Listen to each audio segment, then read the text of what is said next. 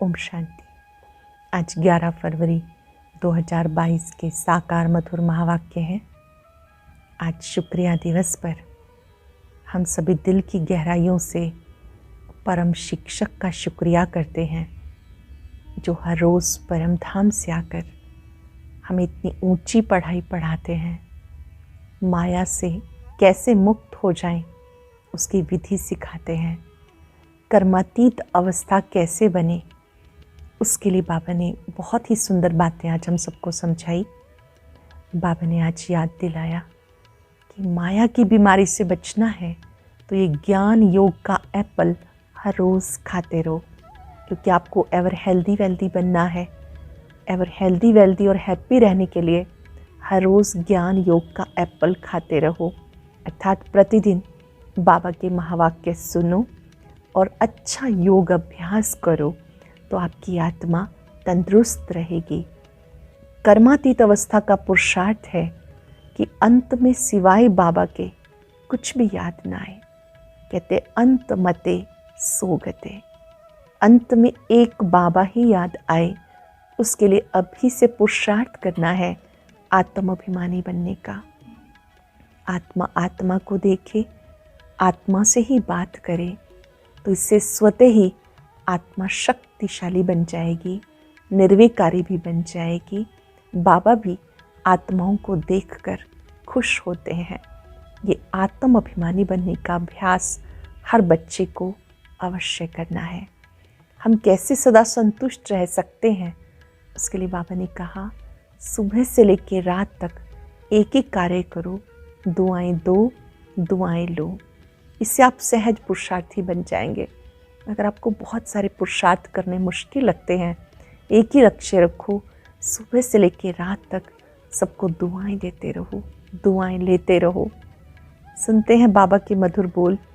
बाबा के शब्दों में बाबा ने कहा, मीठे बच्चे, माया की बीमारी से छूटने के लिए ज्ञान योग का एप्पल हर रोज़ खाते रहो। माया की बीमारी से छूटने के लिए ज्ञान और योग का एप्पल हर रोज़ खाते रहो। क्वेश्चन है, कर्मातीत अवस्था में जाने का पुरुषार्थ क्या है? कर्मातीत अवस्था अर्थात कर्म की आकर्षण से परे हो गए, कर्तापन के भान से परे हो गए। मैंने किया इस संकल्प से भी परे। उसके लिए क्या पुरुषार्थ है? ऐसा अभ्यास करो जो बुद्धि में सिवाय बाप के और किसी की याद ना रहे। अंत मते सोगते, जब ऐसी अवस्था हो तो बुद्धि में कोई भी याद ना रहे, तब सदा हर्षित रहेंगे और कर्मातीत अवस्था को पालेंगे। तुम्हारा पुरुषार्थ है आत्म अभिमानी बनने का। आत्मा आत्मा को देखे, आत्मा से बात करे तो बहुत खुशी होगी और स्थिति अचल बन जाएगी। आत्मिक स्थिति में रहेंगे, आत्मा से बात करेंगे तो स्थिति अचल बन जाएगी। गीता तुम ही हो माता, पिता तुम ही हो। ओम शांति। गायन तो यथार्थ है, क्योंकि सारी सृष्टि का रचयिता और फिर जिन द्वारा रचना करते हैं उसको कहा जाता माता पिता। रचता कोई भी साकार व आकार को नहीं कहा जाता, रचता एक निराकार को कहा जाता। अब ये समझ तुम बच्चों को आई है, वो तो सिर्फ गाते हैं। भक्तों की बुद्धि में सिर्फ यही रहता, बस भक्ति करनी है, परंतु किसकी भक्ति करनी है कुछ पता नहीं। भक्ति करनी चाहिए एक भगवान की, जिसे मात पिता कहते हैं, ना कि सैकड़ों की। कहते हैं भगवान आकर भक्तों को भक्ति का फल देंगे। फल अथवा वर्षा एक ही बात है। बच्चा पैदा होता तो मात पिता के वर्षे का फल मिलता है। बाकी ये गायन तो है भक्ति मार्ग का। याद करते हैं आखिर हमें भक्ति का फल दो। ज्ञान और भक्ति भी कहते हैं। भक्ति का फल है ज्ञान। बरोबर तुम अब जानते हो भक्ति कब से शुरू हुई, ये किसी को पता नहीं। ज्ञान का समय है दिन, भक्ति का समय है रात। दिन और रात सो तो जरूर आधा आधा होगा। शास्त्रों में कल्प की आयु लंबी लिख दी। ज्ञान को बहुत समय दे दिया और भक्ति को थोड़ा समय दिया। द्वापर कलयुग क्या युग कम दिखाई है। ये रात और दिन का पूरा हिसाब तो ठहरा नहीं। श्री कृष्ण पक्ष और शुक्ल पक्ष भी कहते हैं। शास्त्रों में ये अक्षर हैं।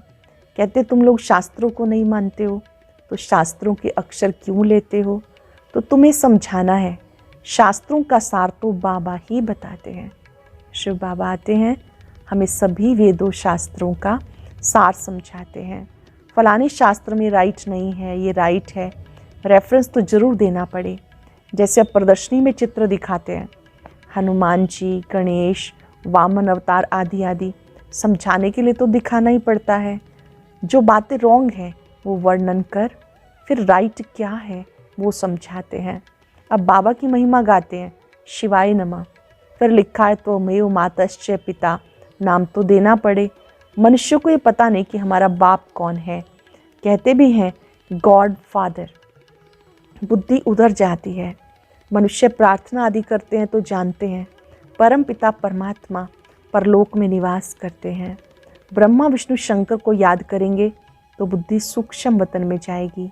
First, second, fifth, third floor, ये मुख्य बात है। बाप को भूल गए हैं, सभी बच्चे बाप को भूल गए। बाबा आकर उल्हाना देते, तुमने हमारी कितनी गलानी की। बाप जो सबका सदगति दाता है, उनकी फिर सबने बैठ के गलानी की। भगवान वाच है ना, यदा यदा ही धर्मस्य। भारतवासी अपने धर्म की गलानी करते, कहते हैं ईश्वर सर्वव्यापी है। क्या सब में ईश्वर है। कह देते कच्छ अवतार, मत्स्य अवतार, वराह अवतार। बाप तो भारतवासी बच्चों को कहते, क्योंकि बच्चे ही बाप को भूल गए। बाप सर्वव्यापक नहीं, सर्वशक्तिवान है। ये मुरब्बी बच्चा भी ग्लानी करता था। ये ग्लानी भी ड्रामा में नून थी। ब्रह्मा बाबा शिव बाबा का मुरब्बी बच्चा है। ज्ञान से पहले वो भी यही कहते थे। अब शिव बाबा ने आके समझाया, तभी तो पाप आत्मा बनते हैं। बाप ने तो सबको पावन बनाया, क्योंकि वही पतित पावन है। पावन बनाकर विश्व का मालिक बनाते हैं।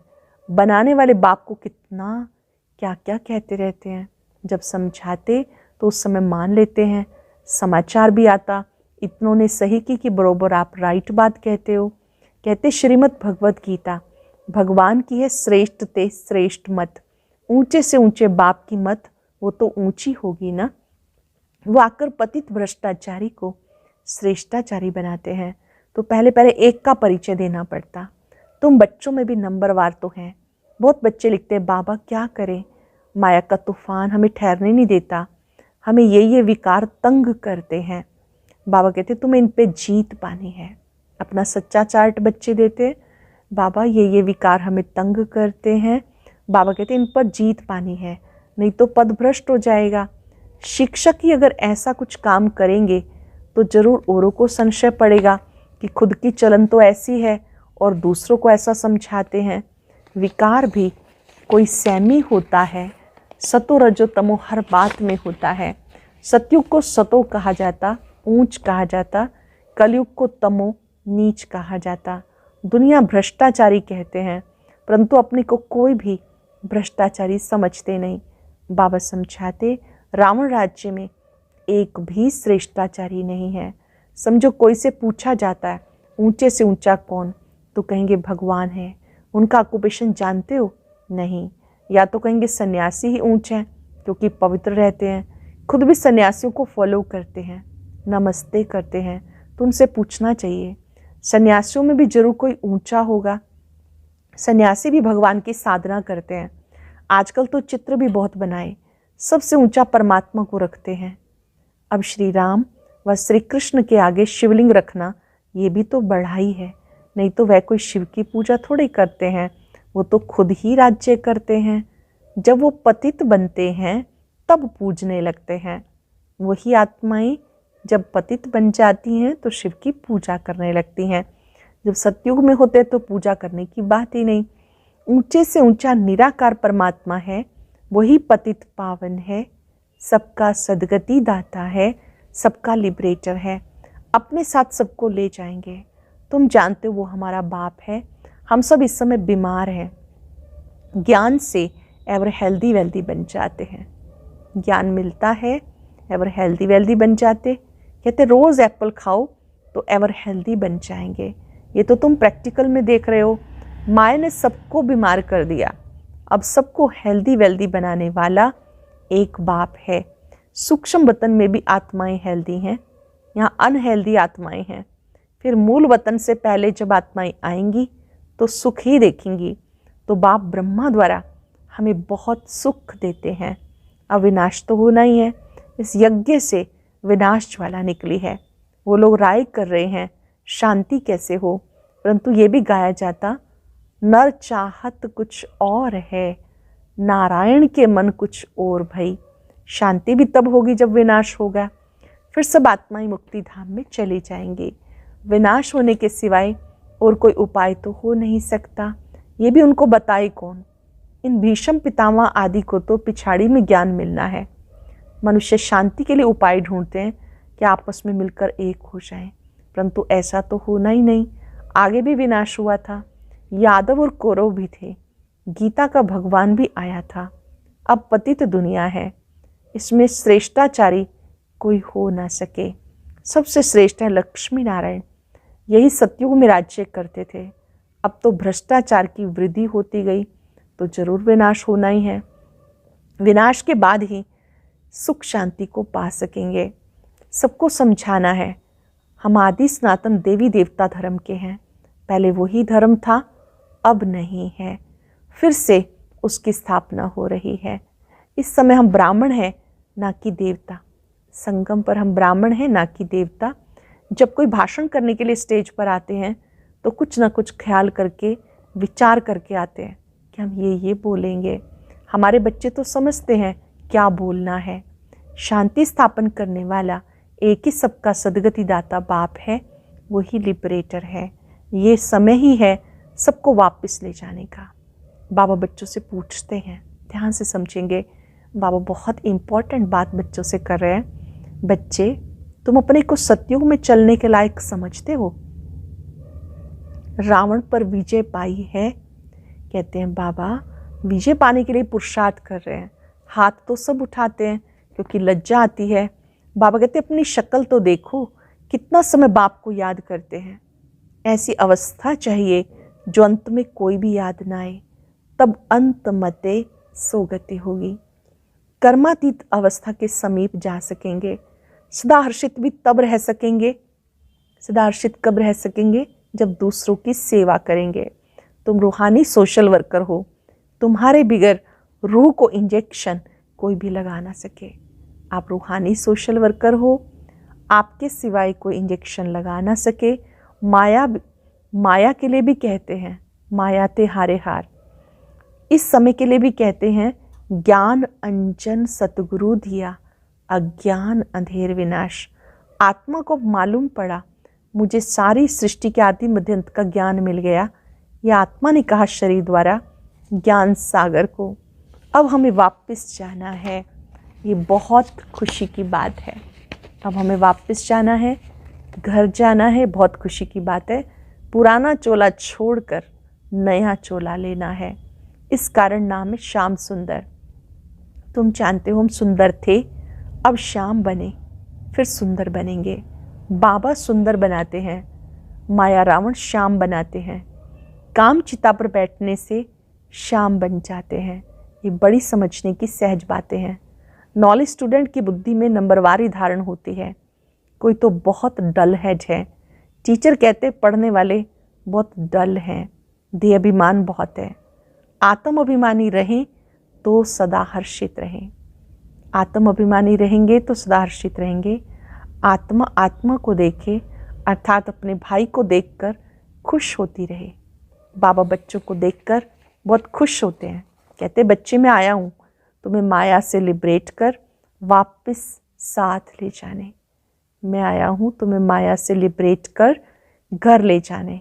इस तन में शिव बाबा की प्रवेशता होती है। वह भी जरूर भ्रिकुटी के बीच में आएंगे। ऐसे थोड़ा ही ऊपर से गंगा बहेगी। शिव की सवारी बैल पे दिखाते हैं। बैल की भ्रिकुटी में शिव का चित्र दिखाया। आत्मा तो जरूर भ्रिकुटी में रहेगी। जो आत्मा का निवास स्थान है जरूर वहाँ बैठेगी। ये भ्रिकुटी आत्मा का निवास स्थान है तो जरूर यहाँ बैठेगी। गुरु लोग अपने चेले को बाजू में बिठाते तो वह सतगुरु भी आकर बाजू में बैठते हैं। गुरु ब्रह्मा कहते हैं, विष्णु को व शंकर को गुरु नहीं कहेंगे। वही ब्रह्मा फिर विष्णु के दो रूप बनते हैं। गुरु तो शिव को कह सकते हैं क्योंकि सबकी सदगति करते हैं, ऊंचे से ऊंचा भगवान है। कितना अच्छी रीति समझाया जाता। बाबा बच्चों को कितना अच्छी रीति बातें समझाते। अच्छा, मीठे मीठे सिक्के लदे बच्चों प्रति माता पिता बाप दादा का याद प्यार गुड मॉर्निंग। रूहानी बाप की रूहानी बच्चों को नमस्ते। रूहानी बच्चों की रूहानी बाप दादा को नमस्ते, गुड मॉर्निंग, शुक्रिया बाबा, शुक्रिया। धारणा के लिए सार। पहली पॉइंट है, सदा हर्षित रहने के लिए आत्म अभिमानी बनना है। हम आत्मा भाई भाई हैं, ये दृष्टि पक्की करनी है। रूहानी सोशल वर्कर बन आत्मा को ज्ञान का इंजेक्शन लगाना है। सबकी रूहानी सेवा करनी है, हर एक की रूहानी सेवा करनी है। वरदान है, संतुष्टता के आधार पर दुआएं देने और लेने वाले सहज पुरुषार्थी भव। संतुष्टता के आधार पर दुआएं देने और लेने वाले सहज पुरुषार्थी भव। सर्व की दुआएं उन्हें मिलती हैं जो स्वयं संतुष्ट रहकर सबको संतुष्ट करते हैं। जहाँ संतुष्टता है वहाँ दुआएं हैं। यदि सर्वगुण धारण करने व सर्व शक्तियों को कंट्रोल करने में मेहनत लगती हो, यदि सर्वगुण धारण करने में सर्व शक्तियों को कंट्रोल करने में मेहनत लगती हो, तो उसे भी छोड़कर सिर्फ अमृत वेले से रात तक दुआएं देने दुआएं लेने का कार्य करो। एक ही कार्य करो, इसमें सब कुछ आ जाएगा। कोई दुख भी दे तो भी आप दुआएं दो, तो आप सहज पुरुषार्थी बन जाएंगे। स्लोगन है, जो समर्पित स्थिति में रहते हैं उन्हें सबका सहयोग स्वतः ही समर्पित है। जो समर्पित स्थिति में रहते हैं उन्हें सर्व का सहयोग स्वतः ही समर्पित है। आज मातेश्वरी जी के भी महावाक्य हैं, मनुष्य आत्मा अपनी पूरी कमाई अनुसार भविष्य प्रारब्ध भोगता है। देखो, बहुत मनुष्य ऐसे समझते हैं हमारे पूर्व जन्मों की अच्छी कमाई से अब ये ज्ञान प्राप्त हुआ, परंतु ऐसी बात है ही नहीं। पूर्व जन्म का अच्छा फल है ये तो हम जानते हैं। कल्प का चक्र फिरता रहता है, सत्व रजो तमो बदली होता रहता, परंतु ड्रामानुसार पुरुषार्थ से प्रारब्ध बनने की मार्जिन रखी है। तब तो वहाँ सतयुग में कोई राजा रानी, कोई दासी, कोई प्रजा पद पाते हैं। तो यही पुरुषार्थ की सिद्धि है। वहाँ द्वैत ईर्ष्या होती नहीं, वहाँ प्रजा भी सुखी है। राजा रानी प्रजा की ऐसी संभाल करते हैं जैसे माँ बाप बच्चों की संभाल करते हैं। वहाँ गरीब साहूकार सब संतुष्ट हैं। इस एक जन्म के पुरुषार्थ से 21 पीढ़ी के लिए सुख भोगेंगे। यह है अविनाशी कमाई, जिस अविनाशी कमाई में अविनाशी ज्ञान से अविनाशी पद मिलता है। हम अभी सतयुगी दुनिया में जा रहे हैं। ये प्रैक्टिकल में खेल चल रहा है, यहाँ कोई छू मंत्र की बात नहीं है। प्रैक्टिकल में खेल चल रहा है, छू मंत्र की कोई बात नहीं। आज अभ्यास करेंगे, मैं सहज पुरुषार्थी हूँ। अमृत वेले से रात तक जो भी मिले उनको दिल से दुआएं देनी है और दिल से बाबा का शुक्रिया करते रहना है। एकाग्र हो जाएं, अपने सत्य स्वरूप को देखें, अपने शाश्वत स्वरूप को देखते चिंतन करें। भृकुटी कक्ष में विराजमान मैं सहज पुरुषार्थी आत्मा हूं। स्वयं सर्वशक्तिवान ने मुझे पुरुषार्थ का सहज मार्ग दिया है। हर एक आत्मा को दिल से दुआएं देनी है।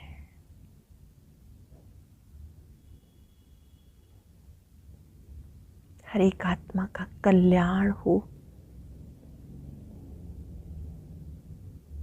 बाबा की छत्र छाया में सदा प्रसन्न रहें। शुक्रिया बाबा, आपने हमें दुआएं देना और लेना सिखाया। आपका शुक्रिया।